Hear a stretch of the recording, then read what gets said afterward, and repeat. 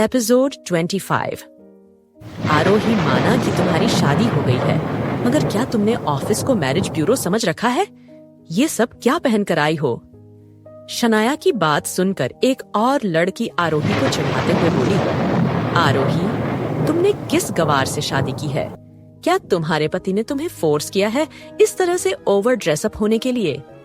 आरोही बोली, first of all, office के किसी रूल में ये नहीं लिखा है कि मैं साड़ी पहनकर नहीं आ सकती। दूसरा, मैं क्या पहनूंगी ये मैं ही तय करूंगी, आप नहीं। उन सभी को करारा जवाब देकर आरोही आगे बढ़ने लगी। तभी कार्तिक ने आरोही का हाथ पकड़ लिया।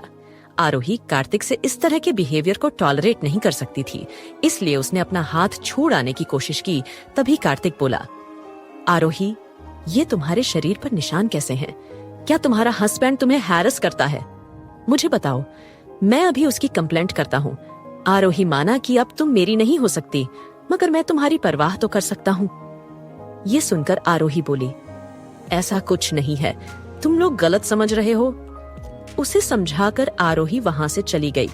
सभी कॉलीग यही सोचने लगे कि आखिर आरोही के साथ उसका ससुराल है, किस तरह बिहेव करता है, और वो अभी भी उन्हें प्रोटेक्ट कर रही थी। इसी बीच आरोही जब सीईओ के ऑफिस में पहुंची तो अद्विजय लगभग अपना काम खत्म कर चुका था। इस वक्त तक लंच का टाइम ही हो गया था।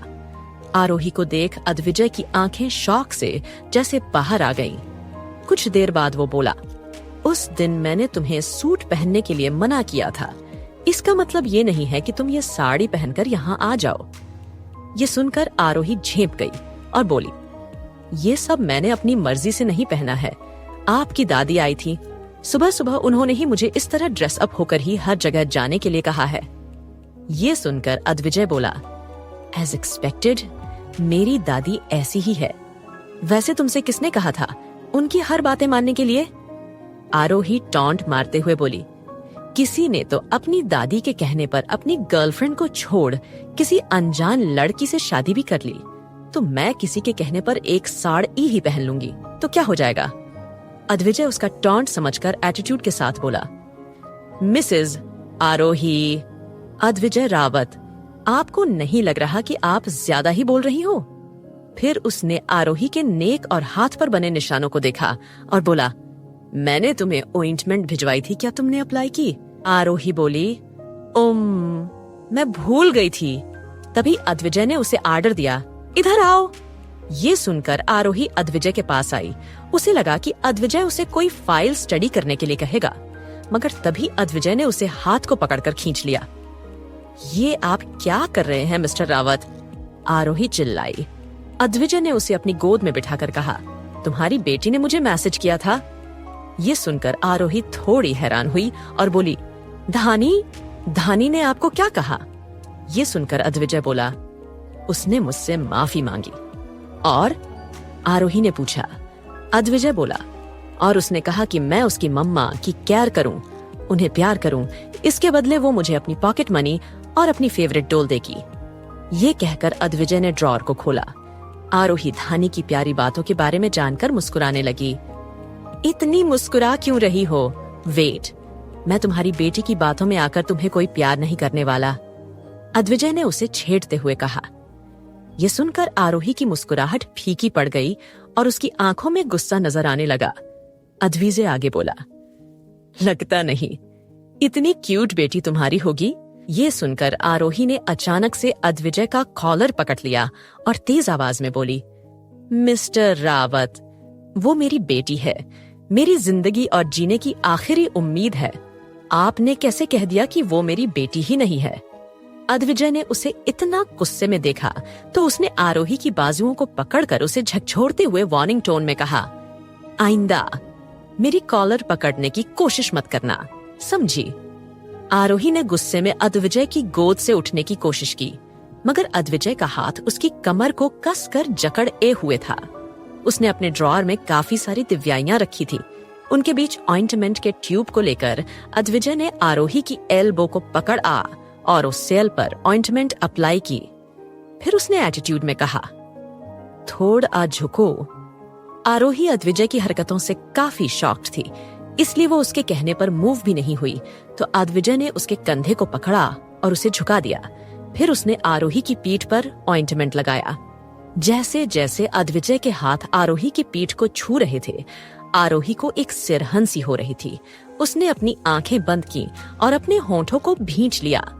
अद्विजय ने ऑइंटमेंट को टेबल पर रखा और अपने एक हाथ से खींचकर आरोही के ब्लाउज की डोरियों को खोल दिया, जिससे आरोही की आंखें हैरानी से फैल गईं और उसने झट से अपने हाथों को ब्लाउज को सपोर्ट करने के लिए कंधों पर रखा।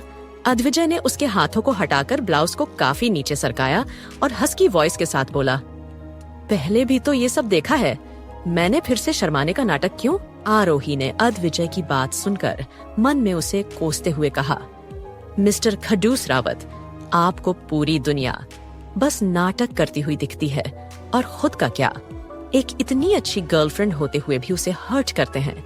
उसे क्या बाकी सबको हर्ट करते हैं? अंदर से तो डेविल हैं डेविल, और नाटक इंसान बनने का करते हैं। वहीं मिस्टर खडूस रावत यानी कि अद्विजय को आरोही के ख्याली गालियों के बारे में कोई खबर नहीं थी। वो तो हल्के हाथों से ऑइंटमेंट अप्लाई कर रहा था। ऑइंटमेंट लगाने के बाद अचानक से अद्विजय ने अपने सर को आरोही के कंधे पर रखा, जिससे आरोही बुरी तरह चौंक गई। एपिसोड 26। अद्विजय आरोही के कंधे पर अपना सिर रखकर बोला, तुम कब तक मेरे गोद में बैठी रहोगी? ये सुनकर आरोही एक झटके से अद्विजय की गोद से उठी। अद्विजय बोला, मैं तुम्हें ऑइंटमेंट सिर्फ इसीलिए लगाया है ताकि मेरी सेक्रेटरी काम ढंग से कर सके। अब मेरी हेल्प करो। ये कहकर अद्विजय ने काफी सारी फाइल्स आरोही को पकड़ आई। लंच टाइम को काम में ही बिताने के बाद आरोही को भूख लगी, लेकिन जब लंच टाइम काम करते हुए ही खत्म हो गया था, तो अद्विजय जैसा राक्षस उसे कैसे लंच करने के लिए कह सकता था। इसलिए वो फिर से काम करने लगी। जब वो काम में डूबी हुई थी, तो अद्विजय ने अपना लंच बॉक्स खोला और आरोही को चिढ़ाते हुए लंच करने लगा। आरोही ने मन ही मन अद्विजय को कई बार कोसा। इस दौरान गुप्ता निवास में राहुल दिव्या का हाथ पकड़ उसे खींचते हुए सीढ़ियों से नीचे ले जा रहा था। रूपाली को कुछ खबर नहीं थी कि क्या हो रहा था। उसने नीचे से ही चिल्लाते हुए कहा, राहुल, ये तुम क्या कर रहे हो? ये सुनकर दिव्या के मन में एक आशा जगी और वो बोली, आंटी जी, प्लीज राहुल को रोकिए। वो मेरा अबॉर्शन करने के लिए ले जा रहा है मेरा बच्चा। ये सुनकर रूपाली बोली, ये तुम क्या कह रही हो दिव्या? राहुल क्या ये सच कह रही है? ये सुनकर राहुल ने कोई जवाब नहीं। दिव्या गिड़गिड़ाई, मगर राहुल उसे खींचते हुए अपने साथ ले जाने लगा। दिव्या बचने के लिए नीचे बैठ गई। फिर भी राहुल उसे खींचकर अपने साथ ले जाते हुए बोला, तुम्हें क्या लगता है मैं तुम्हें यहाँ से नहीं ले जा पाऊंगा? ये सुनकर दिव्या बोली, मुझे माफ कर दो राहुल, मैं फिर कभी आरोही के रास्ते में नहीं आऊंगी। मेरे बच्चों को जीने दो राहुल, मैं तुमसे प्यार करती हूँ। ये सब मैंने प्यार में आकर किया, प्यार में आंधी हो गई थी। ये सुनकर रूपाली शॉक हुई और बोली, क्या तुम मेरे पोतों को मारने जा रहे हो? राहुल, तुम पागल हो गए हो। तुम अपने ही वंश को खत्म करना चाहते हो। नहीं, मैं दिव्या को कहीं नहीं जाने दूंगी। ये कहकर रूपाली ने दिव्या के दूसरे हाथ को पकड़ लिया। राहुल बोला, माँ, आप दूर हो जाइए। आज तक आपने जो भी किया उसकी सजा आपको नहीं दी। अगर मैं ऐसा करने पर आ गया तो मैं भूल जाऊंगा कि आप मेरी माँ हैं। ये सुनकर रूपाली डर गई और कांपते हुए बोली, राहुल, तुम ठंडे दिमाग से सोचो। ये तुम क्या करने जा रहे हो? माना कि दिव्या ने कोई गलती की होगी, मगर उन बच्चों की क्या गलती है? ये सुनकर राहुल बोला, वो बच्चे दिव्या जैसी एक औरत को माँ कहें, इससे अच्छा है कि वो इस दुनिया में ही ना आए। ये कहकर राहुल ने दिव्या को बुरी तरह झटका और उसे अपनी कार में जबरन बैठकर हॉस्पिटल ले गया। रूपाली अपने ग्रैंड चाइल्ड को नहीं खोना चाहती थी, इसलिए वो भी ड्राइवर से कह अपनी कार में उस हॉस्पिटल के लिए चली गई जहां राहुल अबॉर्शन करने वाला था। वो रावत हॉस्पिटल में पहुंचा। जब उसने अबॉर्शन की बात की तो डॉक्टर हैरान होकर बोली, मिस्टर राहुल गुप्ता, अब अबॉर्शन नहीं हो सकता है। अगर अबॉर्शन हुआ तो बच्चे और माँ दोनों की ही जान जा सकती है। ये सुनकर राहुल बोला, मुझे फर्क नहीं पड़ता, इस औरत को कोई हक नहीं है मेरे बच्चों को जन्म देने का। ये कहकर उसने डॉक्टर को जबरन अबॉर्शन करने के लिए कहा। डॉक्टर फिर भी मना करते हुए बोला, आप ऐसा कुछ नहीं करेंगे? राहुल बोला, तो ठीक है, मैं इसे कहीं और ले जाऊंगा, लेकिन इसका अबॉर्शन तो होकर ही रहेगा। दिव्या बिस्तर पर लेटी रो रही थी। उसने राहुल की ओर देखा और बोली, राहुल, मुझे तुम कुछ और सजा दे दो, लेकिन मेरे बच्चों को मुझसे दूर मत करो। प्लीज, मैं तुम्हारे आगे हाथ जोड़ती हूँ। तुम चाहो तो मैं सब कुछ छोड़कर कहीं दूर चली जाऊंगी। ये सुनकर राहुल बोला, ठीक है, तो वापस ऑस्ट्रेलिया चले जाओ। ये सुनकर दिव्या थोड़ी हैरान हुई, मगर फिर उसने सोचा कि बच्चों के जन्म होने के बाद वो वापस यहाँ आ जाएगी और फिर से राहुल की जिंदगी में अपनी जगह बना लेगी। तभी राहुल बोला, लेकिन जाने से पहले तुम्हें एक कॉन्ट्रैक्ट पर साइन करना होगा। ये सुनकर दिव्या कंफ्यूज हुई और बोली, किस तरह का कॉन्ट्रैक्ट? राहुल बोला, उस कॉन्ट्रैक्ट में साफ साफ लिखा होगा कि तुम और तुम्हारे बच्चों से मेरा कोई लेना देना नहीं है। वो कभी भी मेरी प्रॉपर्टी में हिस्सा नहीं ले पाएंगे। ये सुनकर दिव्या शॉक रह गई और बोली, राहुल, ये तुम क्या कह रहे हो? राहुल हंसते हुए बोला, क्यों, क्या हुआ? अब नहीं है बच्चों से प्यार। ये सुनकर दिव्या बोली, राहुल, ठीक है, मैं तैयार हूँ। राहुल दिव्या के यहाँ भरने पर कॉन्ट्रैक्ट बनवाने के लिए तैयार हो गया। दिव्या ने सोचा कि भले ही राहुल बच्चों को अपनाने के लिए तैयार नहीं है, मगर रूपाली अपने वंश को पाने के लिए कुछ भी करेगी। बस उसे बेटे ही होने चाहिए। राहुल ने उसी दिन कॉन्ट्रैक्ट बनवाया और दिव्या को विदेश भेजने का बंदोबस्त करवाया। दिव्या बोली, राहुल, मैं चली जाऊंगी यहाँ से दूर, मगर एक बार में मॉम डैड से मिलना चाहती हूँ। राहुल ने ये सुनकर हामी भर दी तो दिव्या ड्राइवर के साथ अपने घर पहुंची। वहीं अद्विजय ऑफिस से सारा काम खत्म होने के बाद आरोही के साथ घर वापस आने लगा। वो बार बार मुस्कुरा रहा था। अद्विजय को मुस्कुराता देख आरोही मन में सोचने लगी, आखिर आप इस राक्षस के साथ ऐसा क्या अच्छा हो गया जो मुस्कुराने लगा। तभी अद्विजय बोला, आरोही, क्या तुम किसी से बदला लेना पसंद करती हो? ये सुनकर आरोही बोली, हाँ, जिन्होंने मेरे साथ गलत किया है, मैं उन्हें उनके किए की सजा देना चाहती हूँ। ये सुनकर अद्विजय बोला, क्या तुम उन्हें मरता हुआ देखना चाहती हो? ये सुनकर आरोही हैरान हुई और बोली, नहीं, ये काम मैं कभी नहीं करूंगी। जीवन देना और लेना भगवान के हाथ में है। आप वैसे किसकी जान लेने की बात कर रहे हैं मिस्टर रावत? एपिसोड 27।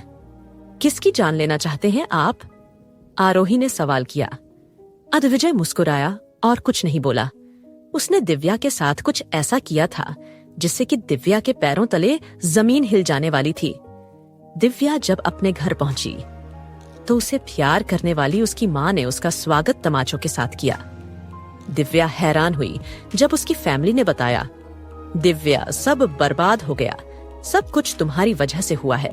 रावत परिवार के साथ तुमने ऐसा क्या किया कि उन्होंने हमें एक ही दिन में क्या कुछ घंटे में ही बर्बाद कर दिया। दिव्या के पापा बोले। ये सुनकर दिव्या के कदम लड़खड़ा गए और बोली, क्या क्या हो गया है दिव्या का भाई? दिव्या के बालों को खींचते हुए बोला, तेरी वजह से सब कुछ बर्बाद हो गया। मैं सड़क पर आ गया। मॉम डैड, देखा आपने, इतना प्यार देकर इसने क्या किया। दिव्या रोते हुए बोली, भैया प्लीज मुझे माफ कर दो, मैंने ऐसा कुछ नहीं किया। दिव्या के भाई ने भी उसे थप्पड़ मारते हुए कहा, झूठ, क्या तुम्हें अद्विजय रावत पागल लगता है? चली जाओ, अब यहाँ से हमारा तुमसे कोई रिश्ता नहीं है। ये कहकर दिव्या के भाई ने दिव्या के बालों को बुरी तरह खींचा और उसे घसीटते हुए अपने घर से बाहर कर दिया। दिव्या के पास अब कुछ भी नहीं बचा था। उसका सब कुछ बर्बाद हो चुका था।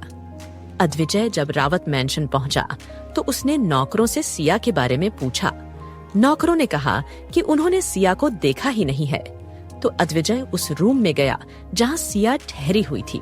वहां पर सिया का कोई सामान न देख अद्विजय काफी परेशान हुआ।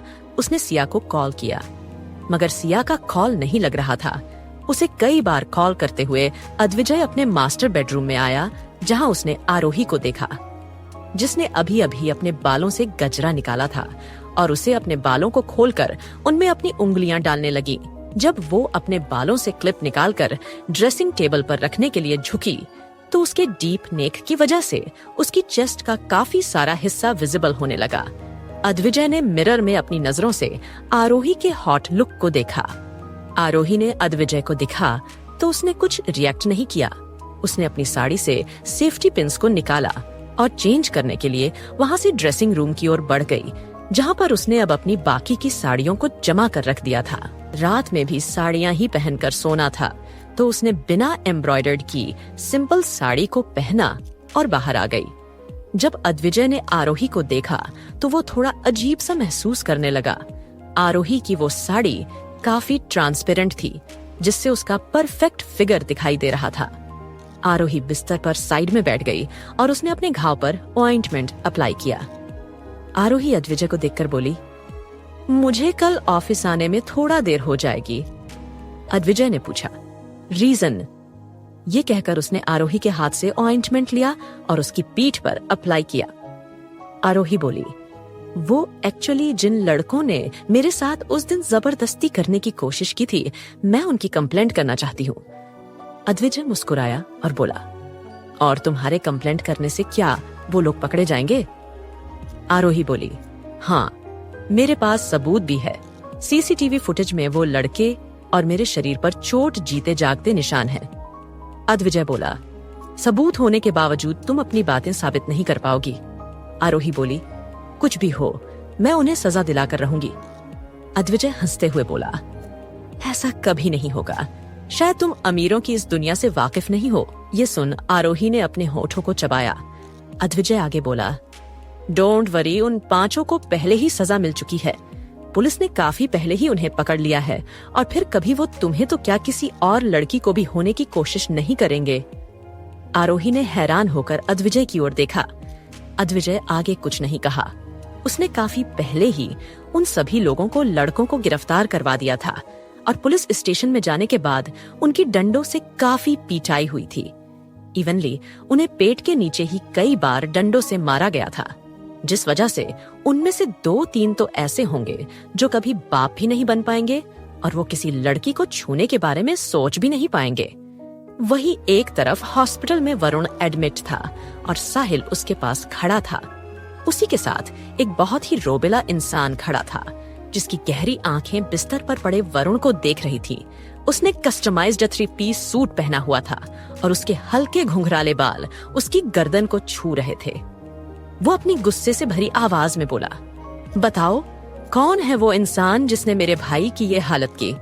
साहिल बोला, राहुल गुप्ता ने ये किया है।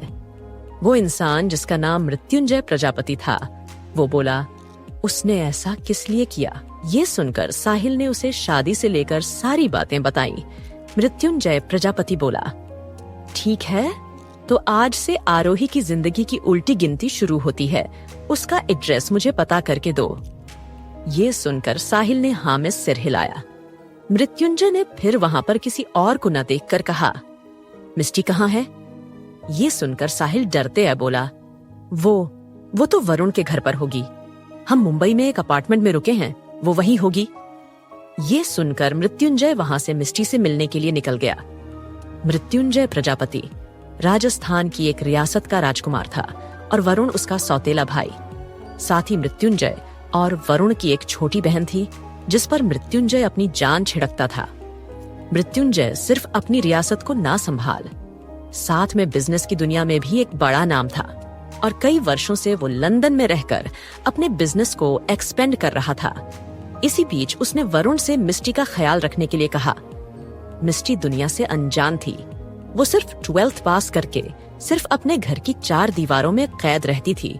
जहां उसके भाई ले जाते वो वहां चली जाती। इस वक्त भी वो वरुण के साथ मुंबई आई थी और उसे ये भी पता था कि मुंबई में उसके फेवरेट सुपरस्टार का घर है, इसलिए वो बस एक मौके की तलाश में थी। एपिसोड 28। बारिश से भीगने की वजह से मिस्टी के पास कपड़े भी नहीं थे और पैसे भी नहीं बचे थे कि वो और कपड़े ले सके। तभी एक गाड़ी आई और उसने अपने सुपरस्टार को देखा। वो गाड़ी के आगे आ गई। उसके मैले कपड़ों को देखकर कार में बैठे ड्राइवर को लगा कि जरूर वो कोई भीख मांगने वाली छोटी लड़की होगी।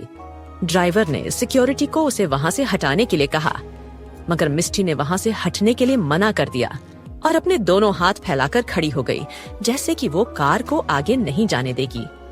वो सिक्योरिटी गार्ड के पास आया और उसने कहा, साहब, ये लड़की 2 दिनों से यहाँ आपका इंतजार कर रही है, बारिश में ही खड़ी है, तब से इसके कपड़े ऐसे हो गए हैं, लगती तो किसी अच्छे घर की है। कार की बैक सीट पर बैठे कुमार और राज दोनों ने ये बात सुनी। एक तरफ राज ने तो जैसे ये बात सुनते ही अनसुनी कर दी, वहीं कुमार एक्साइटेड हो गया और बोला, मेरी फैन मुझसे मिलने आई है, गार्डों से विला के अंदर भेज दो और मेड से कहो उसके लिए कपड़े अरेंज कर दें। मैं अपनी प्यारी फैन को इस तरह निराश थोड़ी नहीं कर सकता। राज ने कुमार की ओर देखा और बोला, तुम भूल गए हम किसी जरूरी काम के लिए कहीं जा रहे हैं। ये सुनकर कुमार बोला, हाँ पता है, इसीलिए तो मैं अभी अपनी फैन से नहीं मिल रहा, वरना अभी उतरकर सीधा उसे गले लगा लेता। Whatever, ये कहकर राज ने अपना मुंह बना लिया।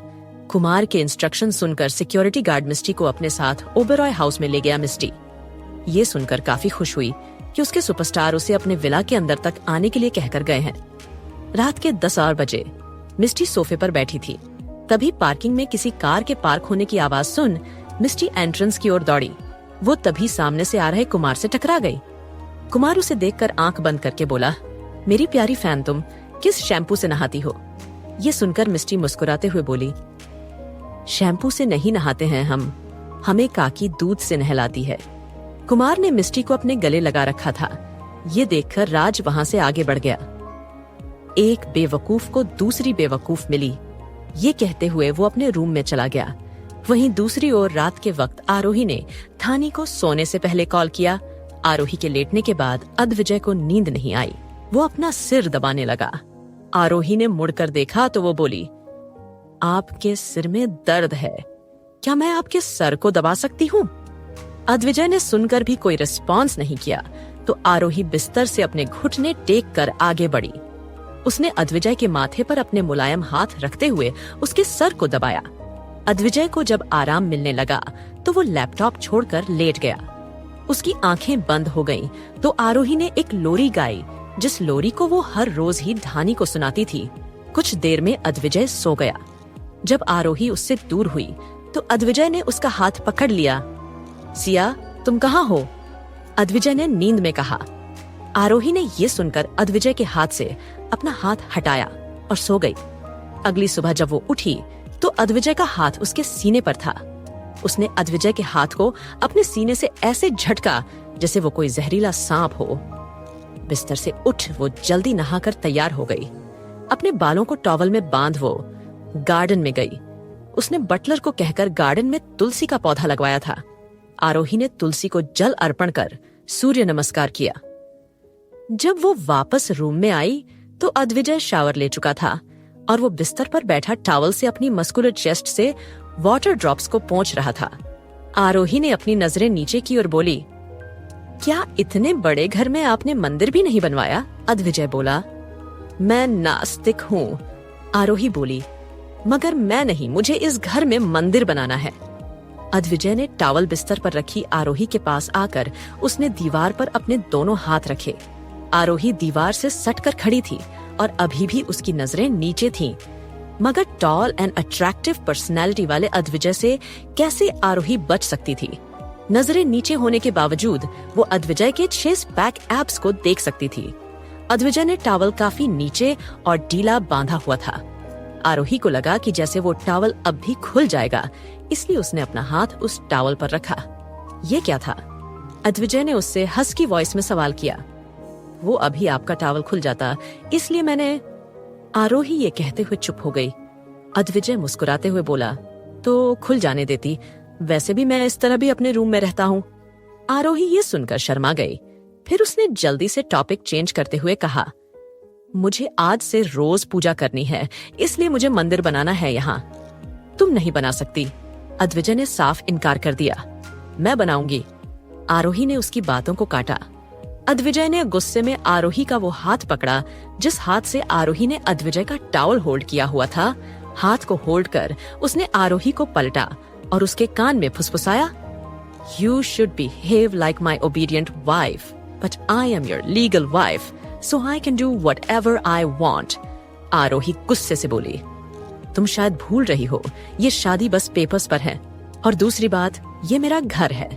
तीसरी बात, अचानक ये संस्कारी बनने का ढोंग जो शुरू किया है, इसे खत्म करो। And now stop arguing with me. Mister Rawat, आप समझ क्यों नहीं रहे हैं? मैं ये सब आपके लिए कर रही हूँ। आपकी कुंडली में जो दोष है, मैं उसे दूर करने के लिए ही ये सब करना चाहती हूँ। प्लीज मान जाइए। आरोही ने हार कर उससे रिक्वेस्ट की। मैं इजाजत नहीं दूंगा, समझी तुम? और ना ही तुम मंदिर जाओगी। अद्विजय ने उसे वार्न किया। अचानक आरोही अद्विजय से छूटने के लिए स्ट्रगल करने लगी, जिससे अद्विजय का टॉवल नीचे गिर गया। और अगर आपको यह कहानी अच्छी लगी तो हमारे चैनल को सब्सक्राइब करें और लाइक करना ना भूलें।